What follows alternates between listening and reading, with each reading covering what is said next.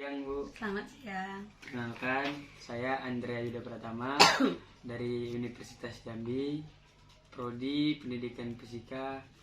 Ingin mewawancarai Ibu tentang tugas pendidikan filsafat. Nah, bagaimana cara merealisasikan Pancasila dalam lingkungan sekolah? Bagaimana cara merealisasikan Pancasila dalam lingkungan sekolah? Ini berarti mengarah kepada aplikasinya ya, aplikasinya. Nah sekarang di sekolah SMA Negeri 4 Kota Jambi ini yang diterapkan itu adalah kurikulum merdeka. Jadi secara otomatis mereka memang menerapkan Pancasila karena di sini ada penguatan profil Pancasila. Nah salah satunya kalau dilihat realisasinya, misalnya dengan mengajak anak.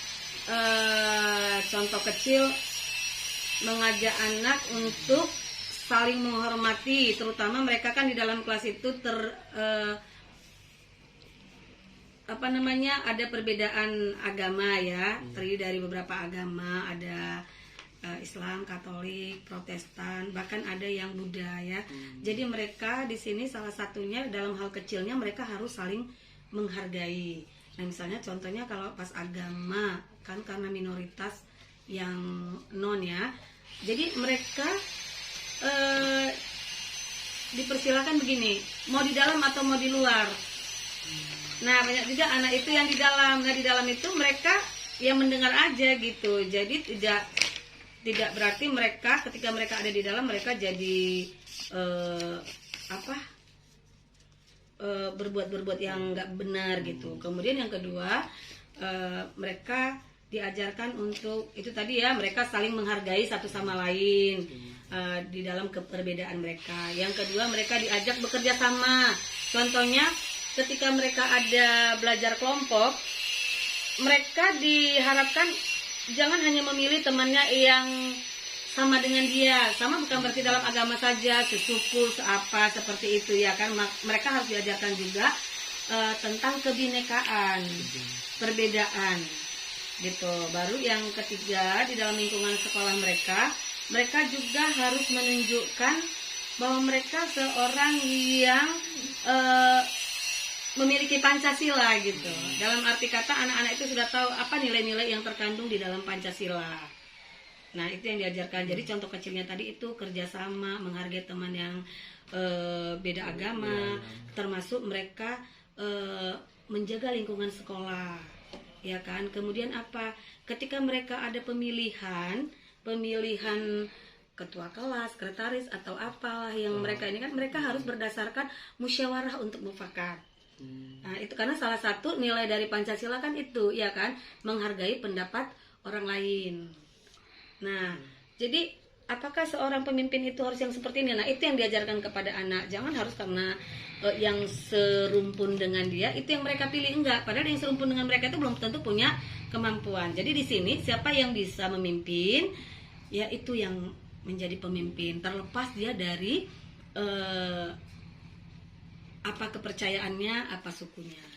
Nah, itu contoh kecil yang harus kita tanamkan kepada anak. Bukan berarti mereka harus dalam hal-hal besar ya. Kemudian pada saat mereka bergotong royong ada kebersihan kelas, contohnya di SMA 4 banyak yang bilang seperti ini, kenapa sih nggak kita ambil aja pekerja yang untuk membersihkan kelas tinggal dibayar. Boleh aja seorang anak-anak itu bayarnya bisa, cuman nilai kebersamaan, nilai kerjasama mereka itu, nilai gotong royongnya itu tidak ada lagi kalau seperti itu. Iya. Jadi kenapa mereka harus pulang sekolah itu mereka disuruh untuk membersihkan kelas? Yaitu tadi karena penguatan daripada profil Pancasila tadi. Kebersamaan ini. Iya. Oke. Lanjut Bu ya. Bagaimana cara Ibu untuk mencapai tujuan pendidikan di sekolah ini, Bu? Ya, untuk mencapai tujuan pendidikan itu tentu kita meningkatkan pengembangan kemampuan anak baik dalam psikomotorik, kognitif ya. Semua harus kita kembangkan. Jadi sebenarnya guru itu fungsinya adalah sebagai motivator. Kenapa ada sekolah dibilang gini, oh di sana anaknya pintar-pintar, itu sekolahnya bagus. Sebenarnya gurunya hebat-hebat. Sebenarnya kalau menurut Ibu gurunya bukan gurunya yang hebat, Karena guru itu sebenarnya adalah sebagai motivator aja.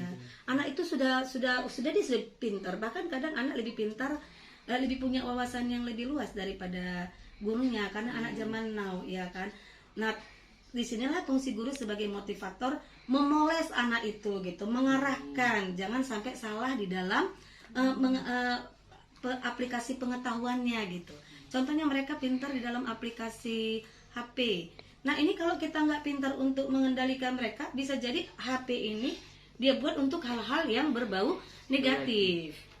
Nah, kira-kira seperti itu. Jadi kita mengembangkan kemampuan psikomotorik dan kognitif anak. Kemudian kita mengembangkan kemampuan profesionalisme pembelajaran, baik dari muridnya, dari gurunya. Jadi saya pernah bilang dengan anak murid saya seperti ini, nak, coba kamu bertanya, karena kalau kamu nggak bertanya, tantangannya nggak ada dengan ibu.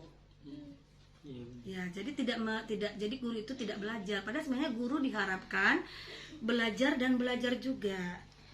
Iya kan? Karena pendidikan itu, makanya ada istilah long life education. Pendidikan itu sepanjang masa. Jadi guru juga harus bisa mengembangkan, mencari tahu yang untuk supaya anak ini lebih hebat gitu.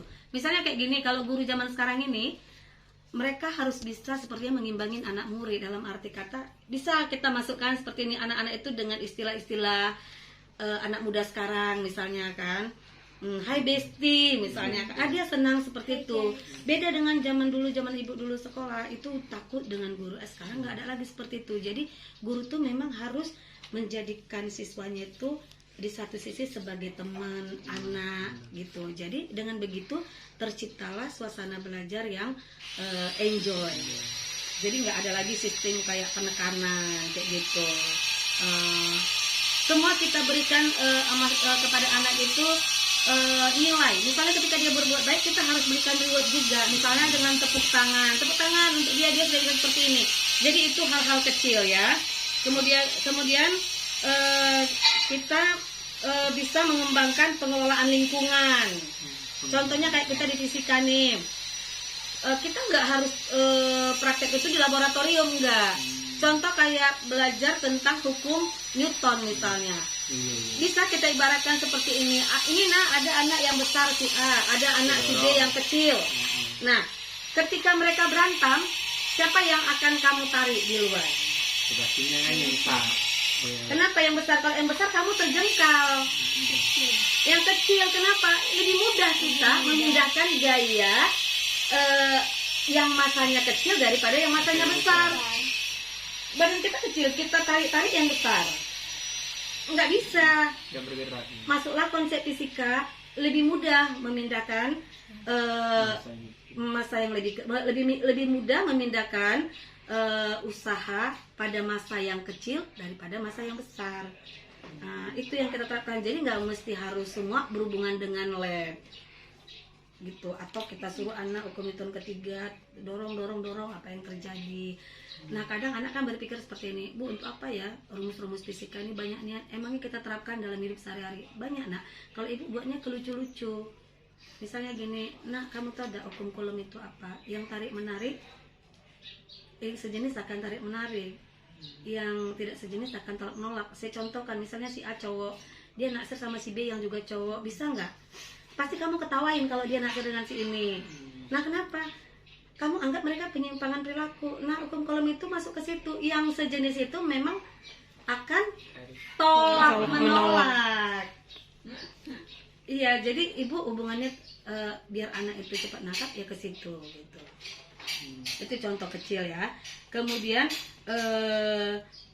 supaya anak itu kita tahu hasilnya, tentu sekarang yang di kurikulum K13 kan ada asesmen, ya kan? Nah, itu untuk mengetahui sebesar apa atau sejauh mana anak itu bisa menerima materi yang kita berikan. Jadi diperlukanlah asesmen.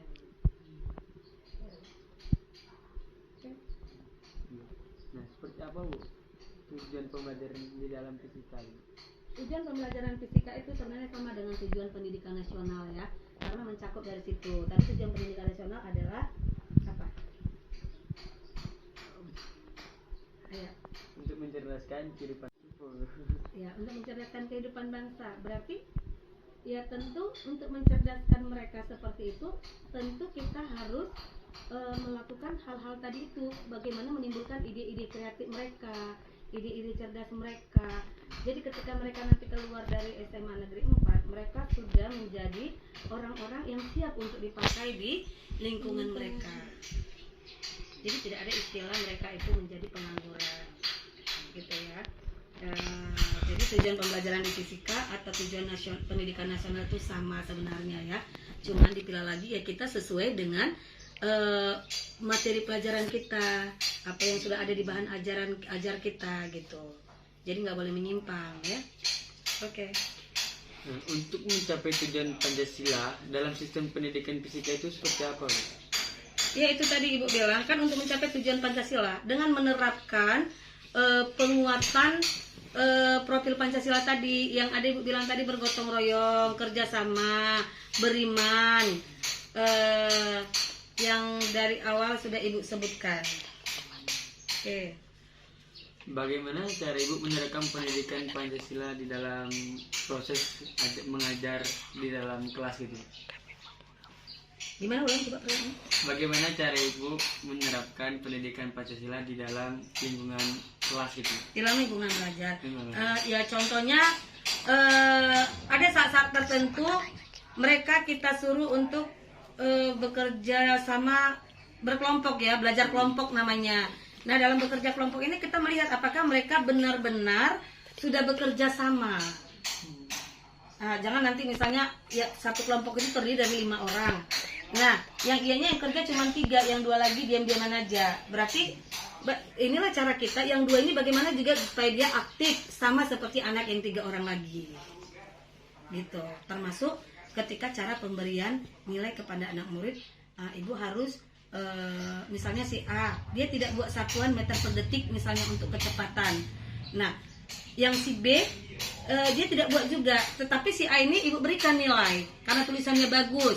Si B tidak Ibu berikan nilai, itu tidak boleh karena kita sedang tidak belajar bahasa Indonesia.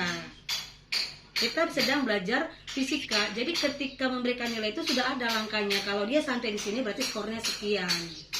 Kalau dia seperti ini skornya sampai sekian. Jadi siapapun itu anak si A, si B, si C, penilaiannya harus sama karena keadilan sosial bagi seluruh rakyat Indonesia. Anak di dalam kelas itu kan semua adalah anak-anak Indonesia.